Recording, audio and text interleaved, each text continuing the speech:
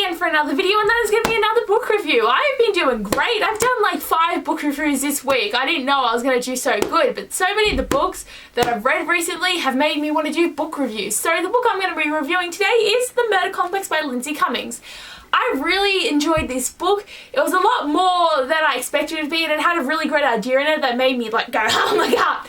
And it's just so great, this book. And I really want the next one, The Death Code, but it doesn't come out in paperback for like a million years, and it's making me really upset. I'm really excited to be able to talk about this book though, and yes. I will warn you guys now that this is going to be a spoiler review, because with this book, again, it's like you can't really say anything without actually spoiling the whole point of the book.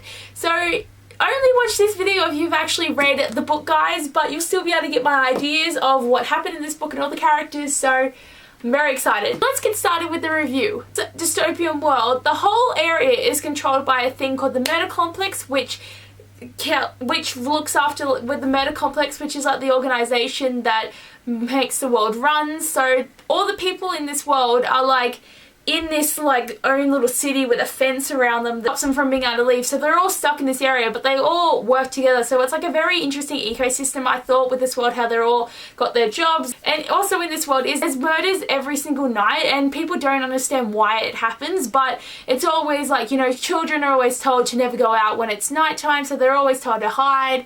And there's people that always are cleaning up the bodies, and there's always jobs that people have to be doing. And like on the back of the book here, it says here, welcome to the Murder Complex. She cannot see us, she cannot feel us, but we are here. We control your every move. So it's a very controlling environment, but everyone's lived in it for so long that it's just the normal. So I think I explained that really badly, but it's kind of a weird situation, and it's like you've really got to read the book to understand it a lot more than what I'm trying to say to you guys. But anyway, main character Meadow, I really thought she was really strong and fast and interesting, and I really liked the fact that she's been trained since she was really young to be able to survive. So her father's always been putting her through tasks and tests like how to survive if you're going to get drowned, being locked in things, always getting attacked and trying to survive. So she knows how to defend herself and stop people from hurting her, which I thought was a really good skill to have when there's always people getting murdered in this area and she doesn't understand why. And with the other main character, Zephyr, he is a ward, so his job is to help clean up the dead bodies, and it's just what his life has been. So they clean them up, then they burn them, and they get the stuff off their bodies that they can save. And he's always been that job, and he had a best friend, and he has a best friend called Talon, who also works with him. So it's really interesting having both sides of this, because Meadow lives sort of a bit better than Zephyr because she's not actually having an orphan like he is or a ward, but they both live in a pretty bad environment. Another thing with Zephyr though is he is actually a trained assassin, and he doesn't know. He just would wake up and find dead bodies around him, and this is one of the big secrets of the Murder Complex, is they actually have trained assassins that they can activate to kill people, and then they can bring them back and they don't remember what they've done, which I always thought was really interesting. Another thing with this world is when people turn a certain age, they get sent to go do this test where they get a lot of questions and answers done in test of their abilities, and then they're put into a room with someone else, and they either have to, one comes out kind of thing, so one has to kill the other.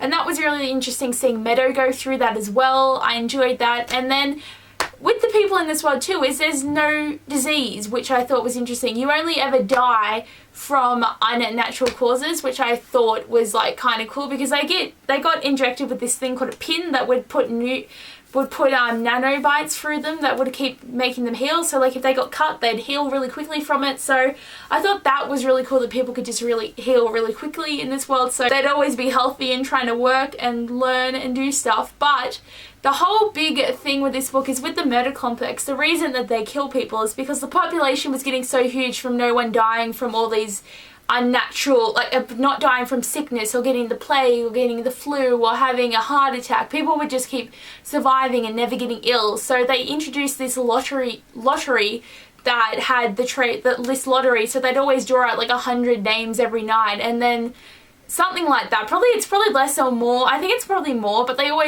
draw out names, and the trained assassins, the programmed assassins as I would say, would go and kill the people, which I thought was an interesting way to cull the population. Like I think culling population stories are always really interesting, because it's like it is understandable on the extent that the world is getting damaged by the amount of people, but it's just wrong to want to kill everyone off. I think it's just, of course it's wrong, but I really enjoyed having this insight into how they went around trying to make the population less, because Meadow's mother, who actually was dead before the start of the book, was actually alive, and she was actually the person who created the murder complex.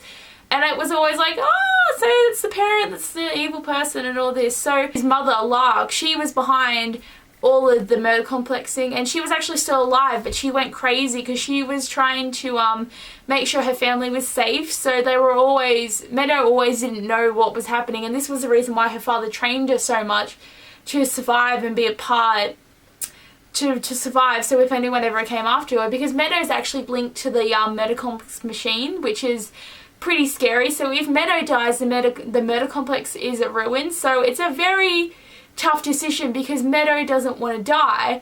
I mean, Meadow was prepared to die for it, but Zephyr wouldn't let her. So now it's like they got to try and figure out a way to destroy it without killing Meadow, but Meadow kind of wants to destroy herself so that everything's okay. Because after she saw how her mother was crazy and really thought it was an amazing thing to have the murder complex, it was just like, yeah. And Meadow just couldn't do it, and her family had been taken, like her younger sister, her father and her brother. They were taken, and she has no idea if they're still alive, and she's really worried about everything.